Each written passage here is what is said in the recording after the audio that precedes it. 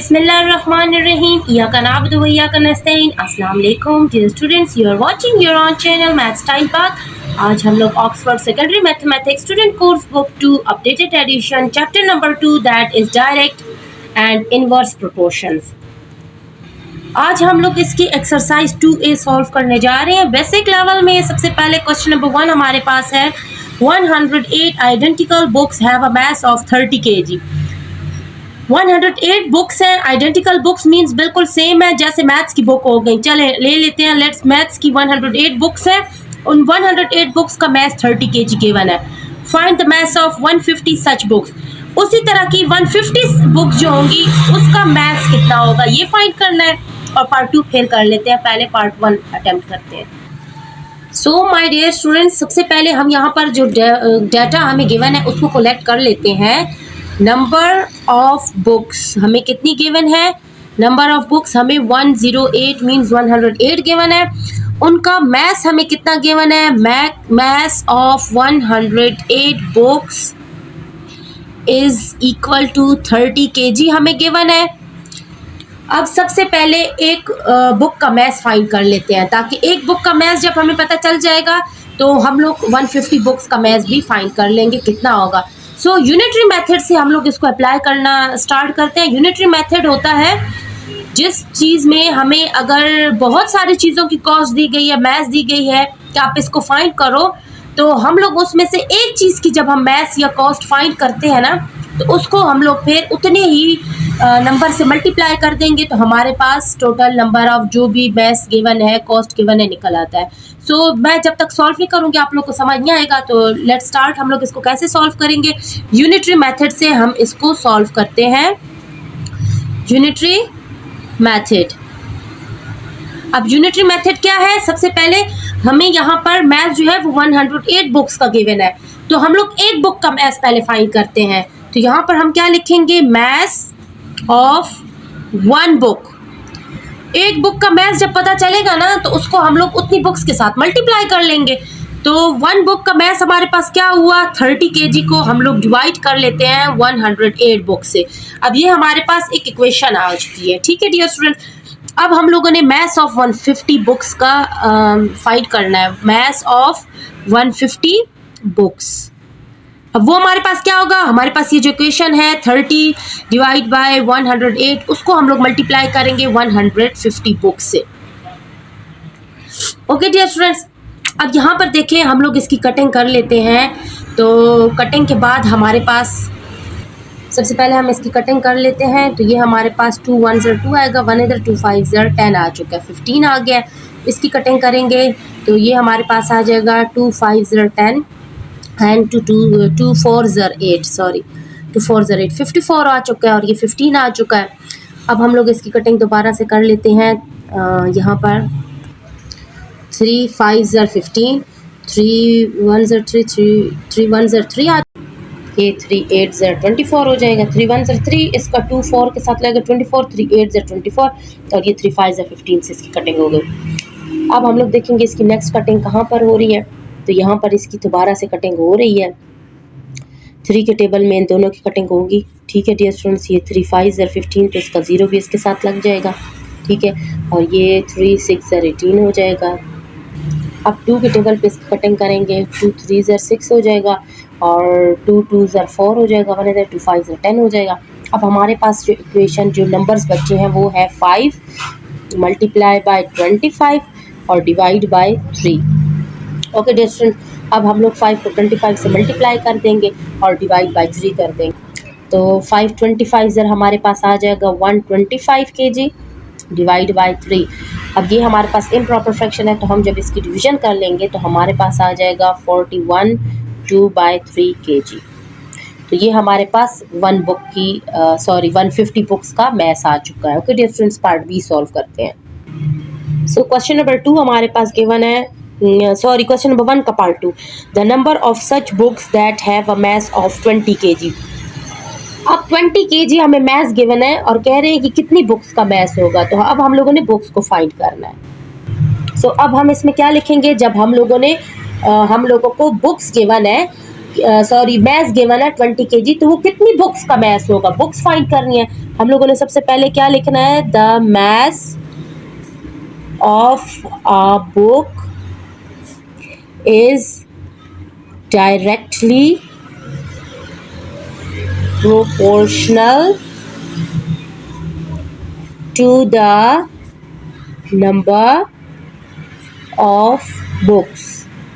अब ये बात मैंने आप लोगों को क्यों बताई है, ये डायरेक्टली प्रोपोर्शनल इसलिए है क्योंकि जब हम लोग वज़न को ज़्यादा कर रहे हैं तो उसका मैथ्स भी ज़्यादा हो रहा है, सॉरी बुक्स को ज़्यादा कर रहे हैं तो उसका मैथ्स भी ज़्यादा हो रहा है।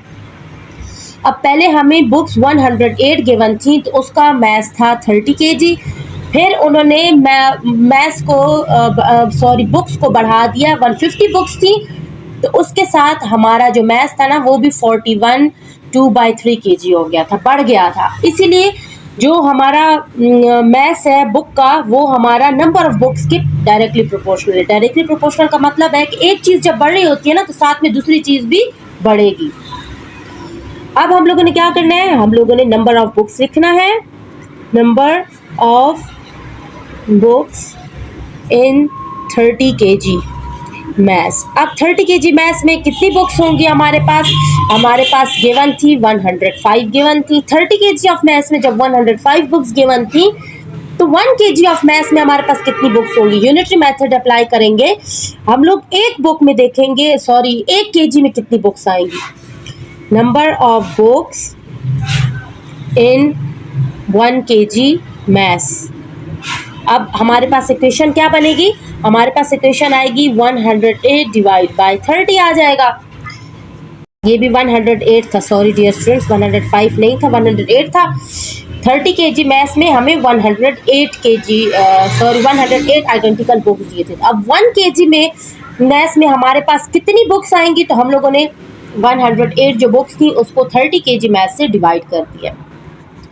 अब हमारे पास इक्वेशन तो आ चुकी है, ठीक है। अब 1 kg में हमारे पास कितना बचा है, हम लोग इसकी कटिंग कर लेते हैं। जब हम इसकी कटिंग कर लेंगे ना डियर स्टूडेंट्स, इसका टेबल पढ़ेंगे तो ये हमारे पास आ जाएगा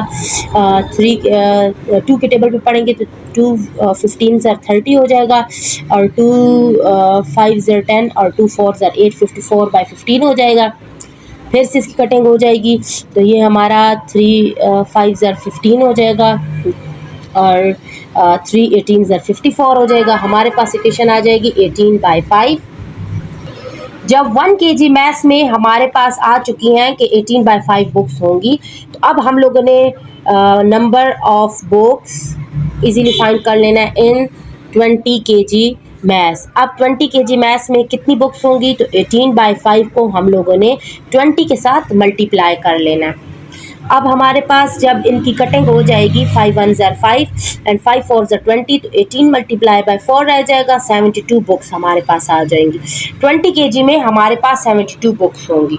ओके डियर स्टूडेंट, अब ये जो डायरेक्टली प्रोपोर्शनल का मैंने आप लोगों को पहले बता दिया, उसमें देखिए कैसे डायरेक्टली प्रोपोर्शनल है। एक साइड पे हमें मैथ्स गिवन है, दूसरी साइड पे हमें नंबर ऑफ बुक्स गिवन है। ये बात तो आप लोगों को क्लियर है। अब सबसे पहले जब हमें 30 kg मैथ्स दिया गया था तो उसमें 108 बुक्स थी।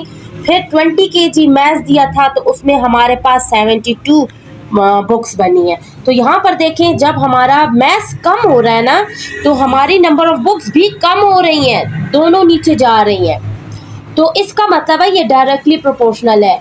मैथ्स और number of books directly proportional है। एक चीज़ को जब हम कम कर रहे हैं दूसरी चीज़ भी कम हो रही है। अगर ये हमारा 20 से अगर 50 kg होता तो नंबर ऑफ बुक्स भी हमारी ज़्यादा होती, तो ये डायरेक्टली प्रोपोर्शनल होता है। तो यहाँ पर जब मैथ्स कम हो रहा है तो नंबर ऑफ बुक्स भी कम हो रही है, इसे कहते हैं डायरेक्टली प्रोपोर्शनल। उम्मीद है आप लोगों को डायरेक्टली प्रोपोर्शनल की समझ आ चुकी है। सो चलते हैं अपने नेक्स्ट क्वेश्चन नंबर 2 की तरफ। क्वेश्चन नंबर 2 है, in a book store 60 identical books occupy a length of 1.5 metre on a shelf, find the length occupied by 50 such books on a shelf. अब यहाँ पर एक बुक स्टोर में 60 identical books, मतलब एक ही बुक है, 60 है उनकी तादाद, और उनकी वो एक शेल्फ को 1.5 मीटर कवर कर रही है। वो 60 बुक्स 1.5 मीटर शेल्फ को कवर कर रही हैं।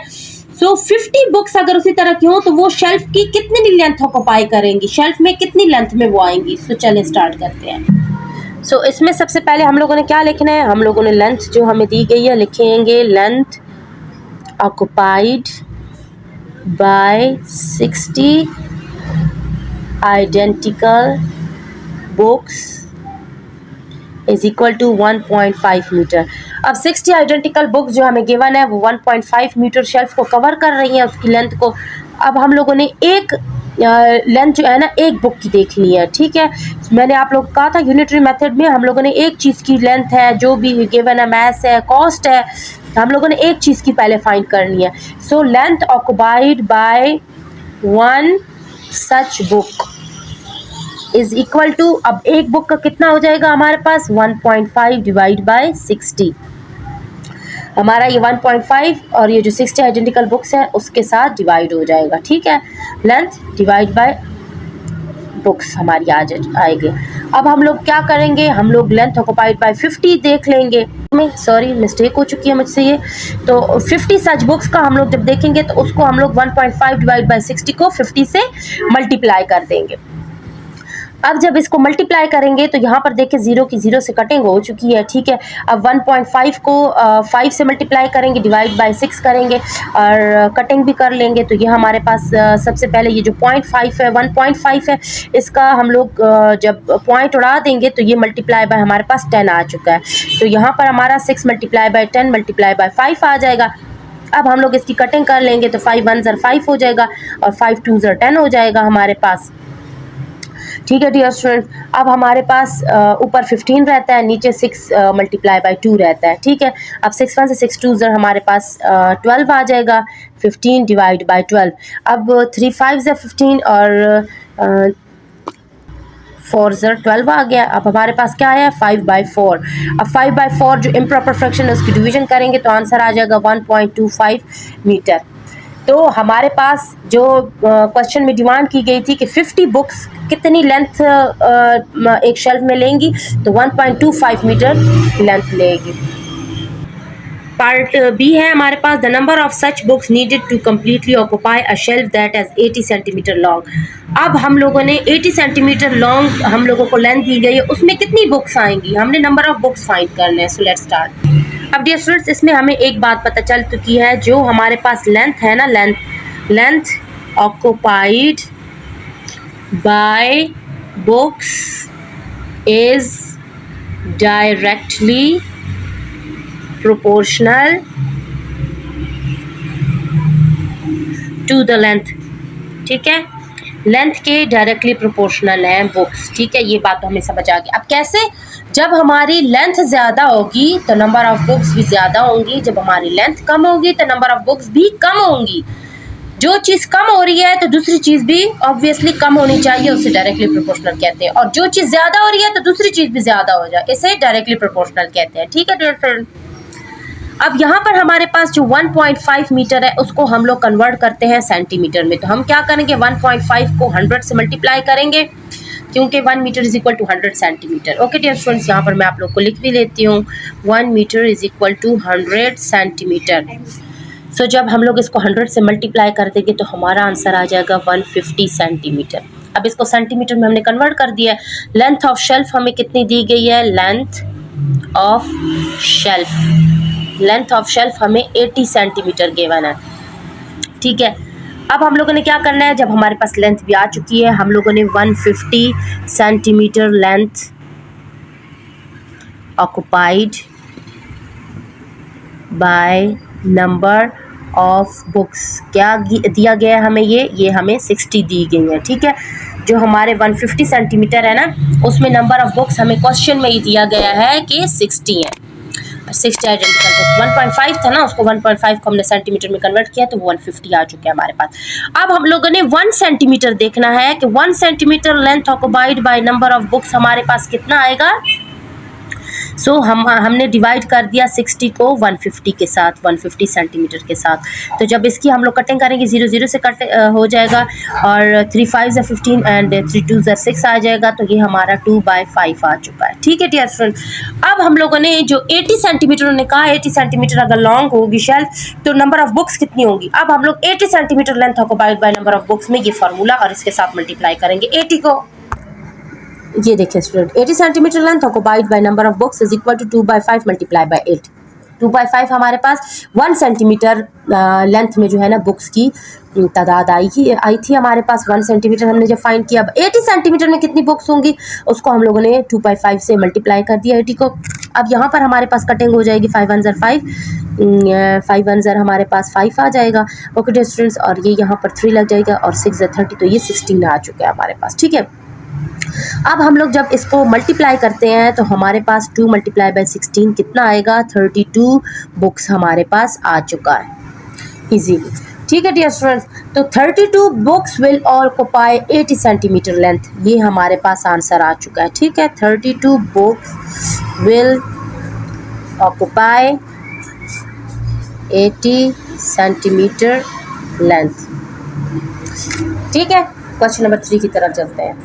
क्वेश्चन नंबर 3 है हमारा, find the cost of 10 kg of tea leaves when 3 kg of tea leaves cost $18। हमें गिवन क्या है, 3 kg टी लीव्स $18 में आते हैं, तो 10 kg लीव्स हमारे कितने डॉलर्स में आएंगी, प्राइस फाइंड करनी है। हम लोगों ने क्या लिखना है, the mass of leaves is directly proportional to the cost। ये बात तो हमें पता है, जब एक चीज़ कम होगी तो दूसरी चीज़ भी कम होगी, जब एक चीज़ ज़्यादा होगी तो दूसरी चीज़ भी ज़्यादा होगी। अगर कॉस्ट ज़्यादा है तो मैथ भी ज़्यादा होगी, अगर कॉस्ट कम है तो मैथ भी कम होगी।